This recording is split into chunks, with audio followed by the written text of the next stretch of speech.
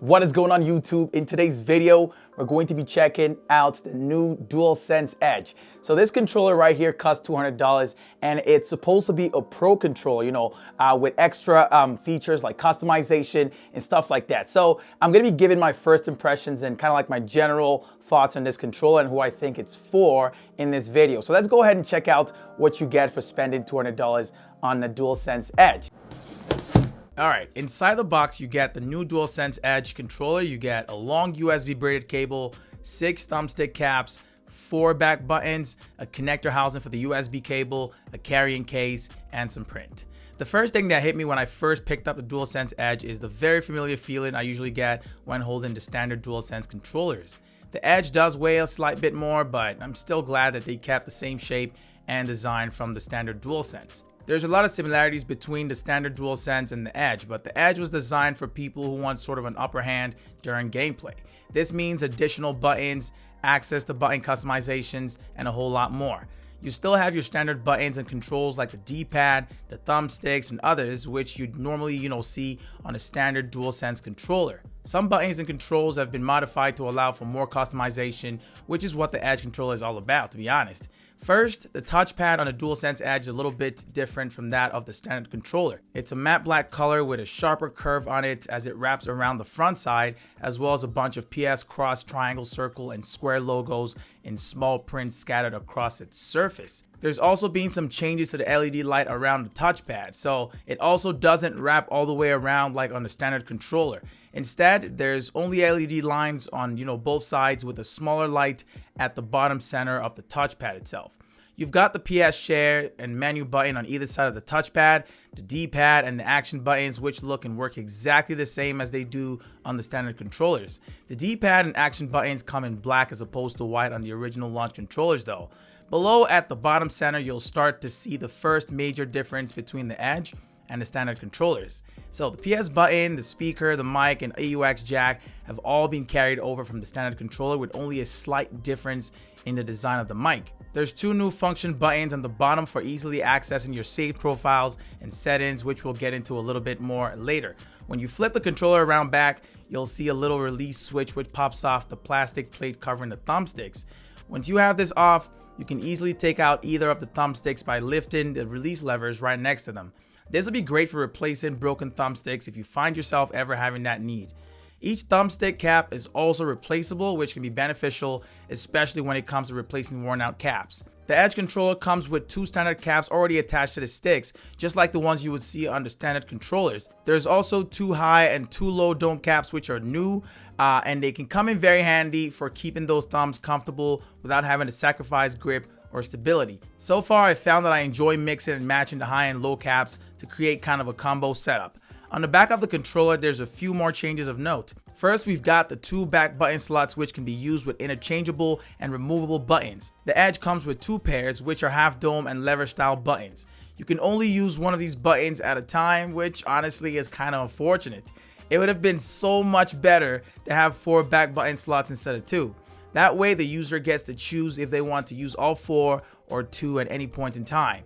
I don't know why they chose to do it this way, but hopefully there's a solid reason behind it. Inserting and detaching the back button attachments is also very fast and easy, so don't worry about that. The removable design can be great for keeping the control's minimal look and feel with the back buttons removed when they aren't needed. Each style of back button will provide you with a different feel when you're using it. The trigger buttons look pretty much the same as the standard controllers, with the exception of some PS button logos scattered across the base of the L2 and R2 buttons. It does kind of feel a little bit more firm, but maybe it's just me. There's a 3-level switch for each trigger which will let you increase or reduce how much you can press it. At the highest level, you'll have the maximum range of motion of your triggers, but at the lowest level, there's a lot less range of motion. I've actually been loving this feature and how easy it is to use. Finally, you've got a USB-C charging port as usual, but with 2 little holes on either side which are there to lock the charging cable in place when gaming with it plugged in. The small carrying bag that's included with the Edge comes in white with the hard shell body. So on the inside, you've got cutouts for the Edge controller, 4 back buttons, 4 thumbstick caps, the connector housing, an extra thumbstick, and a mesh pouch with storage for the charging cable. It's also got this nice little Velcro that can be opened up to charge the controller while it's in the pouch. The zippers all work great too, and the overall build quality seems pretty solid. That's pretty much all there is to say about the hardware, all the major changes they've made from the standard to the new Edge. The main reason to pick up one of the Edge controllers is for all the customization benefits you get with it. The setup process is the same as any regular DualSense controller. You pretty much plug it in directly into the PS5 and run through the quick setup before unplugging and using it wirelessly. So the Edge also comes equipped with the best features of the DualSense, like haptic feedback and adaptive triggers, so no worries there. With the controller paired with the PS5, you gain access to a dedicated settings menu for the Edge. From this menu, you can set up custom profiles, tweak controller indicator brightness, and a whole lot more settings. The custom profile settings menu is how you'd set up different custom controller configurations. You can create up to a maximum of 30 different profiles per user on each PS5, but you can only store 3 on one Edge controller. It's also super easy to swap out profiles on the controller with ones you've already got saved on your consoles. Another way to quickly jump into the custom profile settings menu is by pressing one of the function buttons in combination with the options button. In order to create a profile, you choose the option at the top of the menu, give it a name that makes sense or maybe doesn't make sense, and then set up the profile. First, there's button assignments. This will let you map buttons on the controller according to your playstyle for different games. From here, you can assign button functions to the additional back buttons if you plan to use them in any game. Keep in mind that some buttons like the share and the PS buttons cannot be remapped to something else, but pretty much everything else can be remapped to what works best for your game style. The next thing to tweak here is the stick sensitivity and the dead zone. From here, you can choose from a preset amount of sensitivity options for different types of gameplay. Some will provide a quicker response than others. These curves can also be modified using the curve adjustment for more fine-tuning of the thumbstick sensitivity. The dead zone adjustment slider can be used to increase or to reduce the area within which you can pull your thumbstick before an input is registered by the controller. Essentially, you have a dead zone where the thumbsticks don't work, which gets larger as you increase the slider. So the higher the dead zone slider is, the more you'll have to pull on the thumbstick to get a response.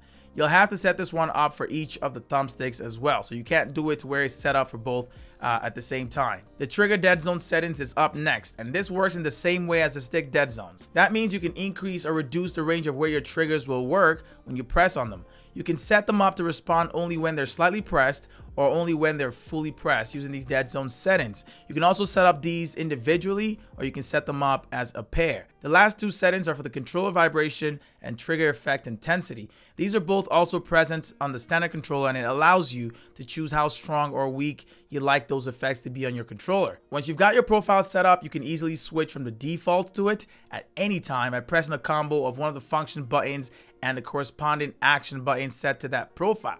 This can be done at any point, even during gameplay, which can be very convenient. You can tie 3 different profiles that you've got saved on the controller to one of the action buttons, but the default profile is permanently set to the triangle button, so you only have access to the other 3. When you press and hold down one of the function buttons, you're presented with a quick menu overlay at the bottom, which shows all the profiles you have saved on your controller. You'll also see the customized profiles menu, quick access, as well as quick audio controls, which by the way only works when you've got your headset plugged into the controller. With a wired headset plugged in, you can adjust the volume of it, and you can also control the balance in audio coming from the game and your chat.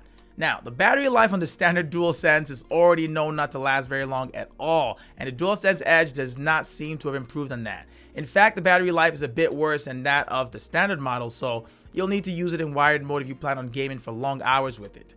Even if you did have a spare, it wouldn't have the same features as the Edge, so you'd be downgrading whenever you have to play with that, so be ready to use the controller with the charging cable, I'm telling you. At least the USB charging cable provided with the DualSense Edge is long enough for gaming, without having to sit directly in front of your TV or your gaming monitor. The Edge also comes with a connector housing for securing the USB charging cable to the controller during gameplay, so disconnections are not going to happen. One small thing to note is that it also fits and can be charged on the DualSense charging dock, but it does not fit on my third-party charger from Razer, so it might not fit with or on your third-party chargers. Now, I believe the DualSense Edge isn't for everybody, but for those who want more out of their PlayStation controllers. Now, if you're a super casual gamer, I really don't see the need for this, unless you still want complete control over the customization of your controller. If not, the standard ones will do just fine for most people. If you do play competitively, on the other hand, this Pro controller could definitely give you an advantage. So I know that the price of the Edge is nowhere near affordable or appealing, but elite controllers like this have always been priced around this ballpark. It pretty much costs about 3 times the standard DualSense controller, which might be okay for some people, but I'm sure others will see this price as outrageous. There's no way. At the end of the day, it's up to each person to decide if they want this or not. One way to get it cheaper would be to wait for a sale before buying. For me personally, I'm not sure if I need this or plan on keeping it, but we'll see. I'm gonna, give it a try and hold on to it for a little bit. I do think it'll make a nice addition to any PlayStation gaming setup, but you also won't be missing out on much if you decide not to get one. But yeah, that's pretty much all for this one. I hope you guys have gotten some useful information out of this video, or even just enjoyed it. If you did, leave a like down below, and hopefully I'll catch you all in another video.